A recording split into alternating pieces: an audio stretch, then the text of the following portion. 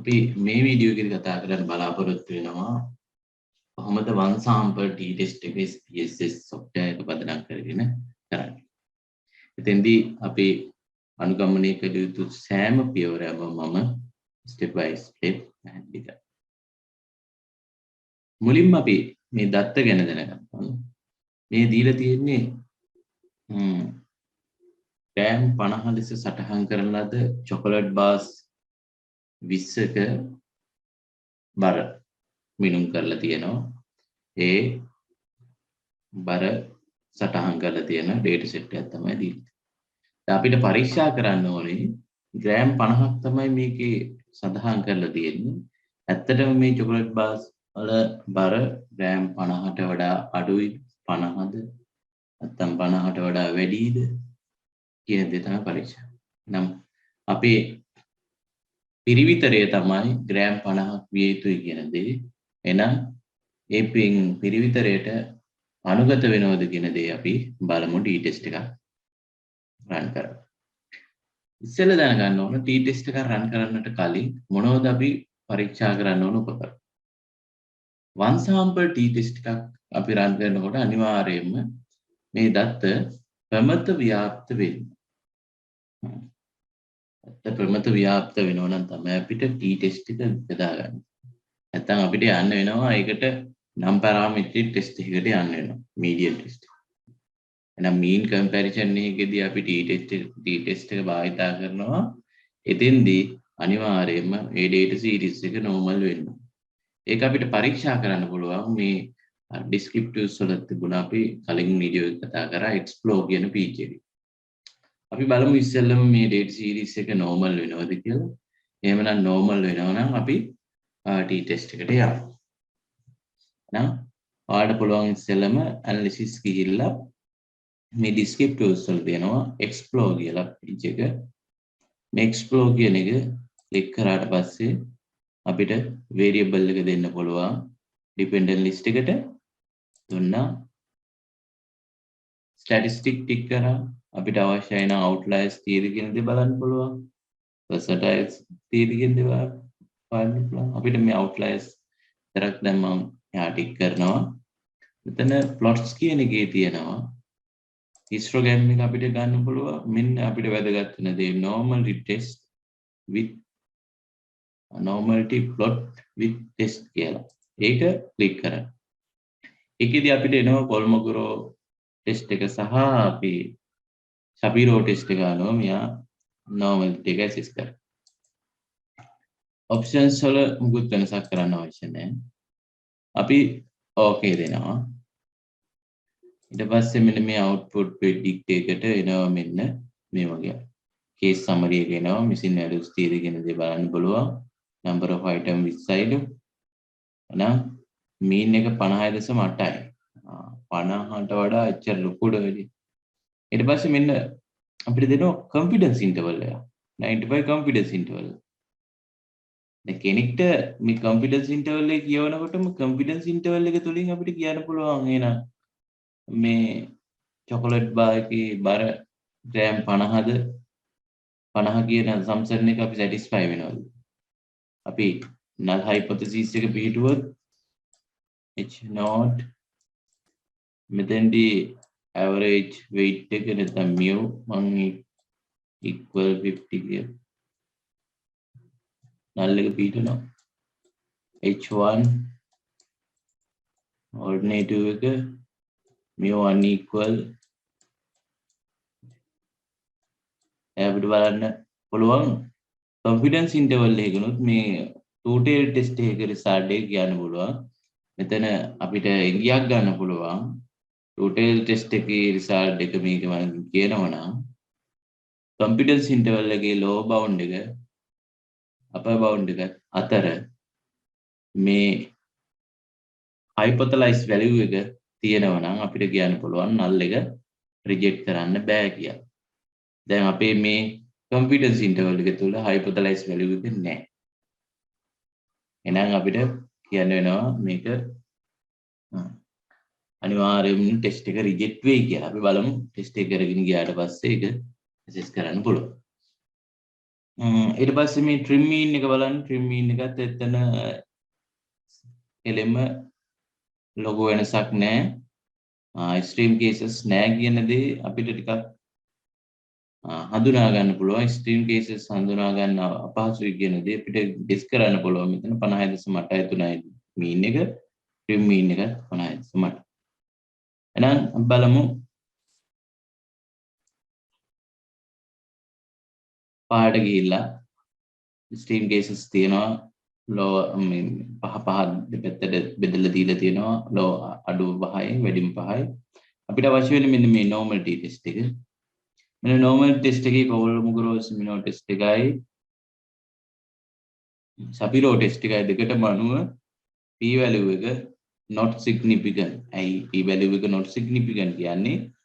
අපි significant කියලා අපි කියනවා p value එක p less than අපි 5% level එකකින් අපි test කරනවා නම් 5% level එකේදී මේ 0.05 කට වඩා අඩුයි නම් p value එක අපි කියනවා මේක significant. එහෙනම් p විශාලයි නම් අපි කියනවා not significant.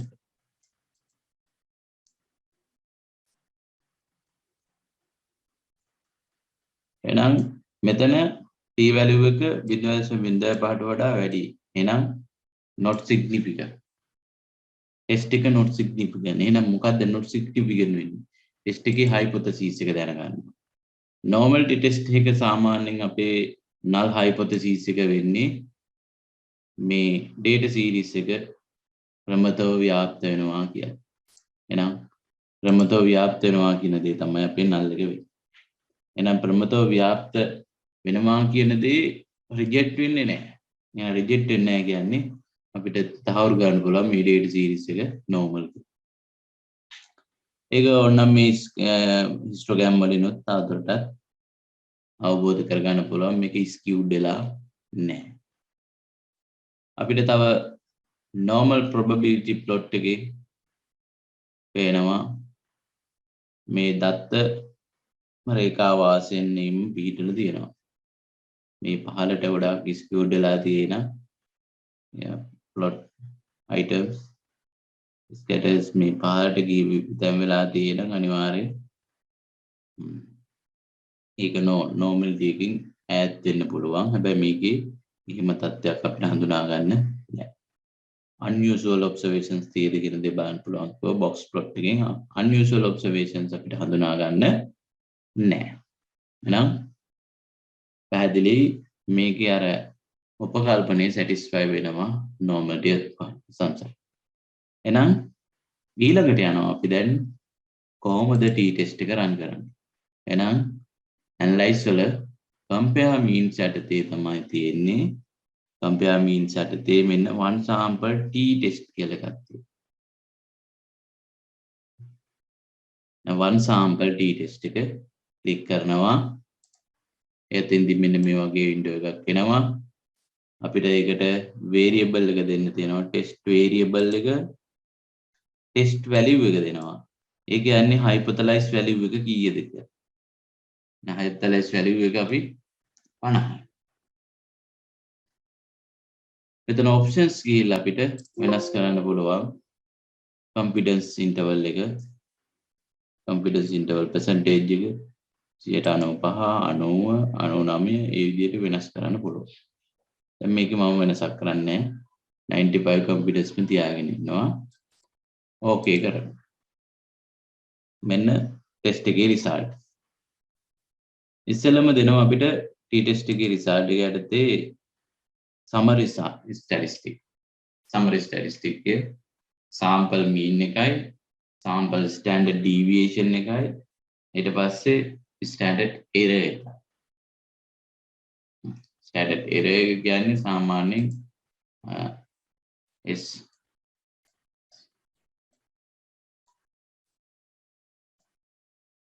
sample standard deviation එක sample size එකේ root value එකේ බෙදෙන. එතකොට ලැබෙන value.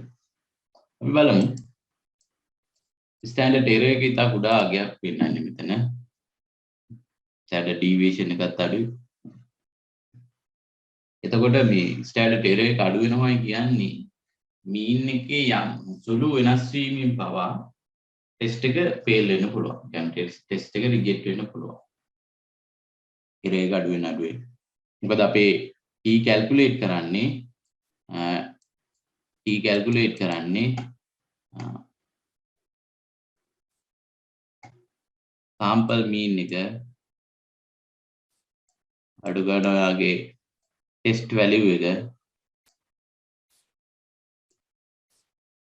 බෙදනවා standard error එකේ.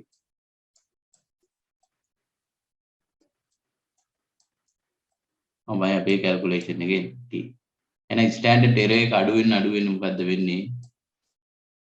මෙයා t value එක විශාල වෙන්න තියෙන හැකියාව වැඩි. හරි. දැන් බලමු කොහොමද ටෙස්ට් එකේ රිසල්ට් එක මෙන්න t value එක ඇවිල්ලා තියෙනවා 2.453. එතෙන්දී mean difference එක ඇවිල්ලා තියෙනවා 0.83. mean difference එක කියන්නේ මොකක්ද? මේ කියන්නේ මෙන්න මේ difference එක. x bar minus mu. x bar ඇවිල්ලා තියෙන sample mean එක 50.83යි. එහෙනම් 50.83න් 50 කඩ වුණාට පස්සේ 0.83 ඒක තමයි mean difference එක. ඒ mean difference එක standard error එකකින් බෙදුවට පස්සේ තමයි මේ t calculation එක ඇවිල්ලා තියෙන්නේ. ඊට පස්සේ මෙන්න අපිට දෙනවා මේ mean difference එකට confidence interval එක. මේ මෙතන දෙන්නේ mean එකට නෙමෙයි confidence interval එක difference එක. mean difference එක. මේ mean difference එකට තියෙන confidence interval එක අපි ඇත්තටම mean එක equal නම් මෙයා 50ට සමානයි නම් මේ difference එක වෙන්න ඕනේ බිඳුව වෙන්න එක. ඇත්තටම ඊගත්තු බිඳුව. එහෙනම් අපිට මේ confidence interval එක මත අපි මෙයාව conclude කරනවා නම් අපිට කියන්න තියෙන්නේ confidence interval එක ඇතුලේ මේ range ගන්න දෙන්නේ. ඒ range එක ඇතුලේ ශූන්‍ය තියෙනවා නම් බිඳුව තියෙනවා නම් අපිට කියන්න පුළුවන් අන්න ඒ අවස්ථාවේදී ටෙස්ට් එක රිජෙක්ට් කරන්නේ නැහැ. ඒ කියන්නේ මේ දෙක සමාන වෙනවා නම් මේක බිඳුව වෙන්නේ. එහෙනම් මේ confidence interval එක ඇතුලේ ශූන්‍ය තියෙනම් අපිට කියන්න පුළුවන් ටෙස්ට් එක රිජෙක්ට් වෙන්නේ නැහැ කියලා. හැබැයි මෙතන තියෙන්නේ 0.1 0.12 1.5 4. එතකොට දශම කියන්නේ බිඳුවට වඩා වැඩි මේ පැත්ත තියෙන්නේ. ඒ කියන්නේ අපිට කන්ක්ලූඩ් කරන්න පුළුවන් මේ මධ්‍යයන්‍යය නියති මධ්‍යයන්‍ය මේ hypothalamus value එකකින් deviate වෙලා තියෙන්නේ. එහෙනම් මේ sample එකේ mean එක test value එකට වඩා deviate වෙනවා. ඒක තමයි මේ test එකෙන් අපිට තහවුරු කරන්නේ. test එකේ බලන්න two-tail significant value එක 0.05ට වඩා අඩුයි. 0.02. එහෙනම් test එක significant. 0.05ට වඩා අඩුයි නම් අපි කියනවා test එක significant. ඒ test එක significant එකකින් කියවෙන්නේ මේ hypothalamus value main hypothesis එක reject කරනවා. මෙයාව reject කරනවා. මෙයාව reject කරනවා කියන්නේ අපිට accept කරන්න වෙන්නේ මෙන්න මෙයාව. එහෙනම් ඒ කියන්නේ අපේ sample එකේ data මත අපිට කියන්න පුළුවන් වෙන්නේ මේ chocolate bars වල average weight එක සාමාන්‍ය බර ග්‍රෑම් 50ට 50 වෙන්නේ නැහැ. 50න් වෙනස් වෙනවා. ග්‍රෑම් 50ට වඩා වෙනස්. ඒක වැඩි වෙන්නත් පුළුවන් අඩු වෙන්නත් පුළුවන්. මේක two tail නිසා. අපිට මෙතන two tail option එක විතරයි දෙන්නේ මේ SPSS එකේ. ඒක නිසා two tail option එකකින් අපිට කියන්න බෑ ග්‍රෑම් 50ට වඩා අඩුයිද වැඩිද කියලා. ඒකට one tail test එකක් කරන්න වෙනවා. හරි. එහෙනම් ඔය ටික තමයි අපිට one sample t test එක යටතේ දැනගන්න ඕනේ. එහෙනම් ඉස්සෙල්ලම one sample t test එක කරන්න කලින් ඒ test variable එක normal වෙනවද කියන දේ බලන්න. normal වෙනවා නම් ඊට පස්සේ ඔන්න t test එක run කරනවා. ඒකෙදි අපිට t test එකේ ටෙස්ට් එකේ කියන්න පුළුවන් confidence interval එකකින් කියන්න පුළුවන්. ටෙස්ට් එකේ result එකකින් කියන්න පුළුවන් නැත්නම් confidence interval එක මත. නත් conclude කරන්න පුළුවන් ටෙස්ට් එකේ result. මම හිතනවා මූලික අදහස ලැබෙන්නේ නැති කියලා. කොහොමද වන් sample t-test එකක් කරන්න කියන දේ මම මේ වීඩියෝ එකත් එක්කම ඔයාලට ෂෙයා කරනවා මේ database එකත් ඔයාලට ඉතින්දී වීඩියෝ එක නරඹන අතරතුර හරි නරඹුවට පස්සේ මේ database එකත් අරගෙන ප්‍රැක්ටිස් කරන්න පුළුවන් අපි කරපු දේවල් ටික ඊට පස්සේ හරියට ඔකට යන්න. නම් ගැටලුවක් තියෙනම් කමෙන්ට් එකක් දාන්න. යාළුවන්ට ෂෙයා කරන්න. තවමත් channel එක subscribe කරලා නැත්නම් subscribe කරන්න දෙන්නේ. ඔයාලට අලුත් වීඩියෝ ඉක්මනින්ම notification එකකින් ගෙන්න ගන්න පුළුවන්. නම් කට්ටියටම thank you. අපි අලුත් වීඩියෝ එකකින් හම්බෙමු. to sample t-test එක ගැන කතා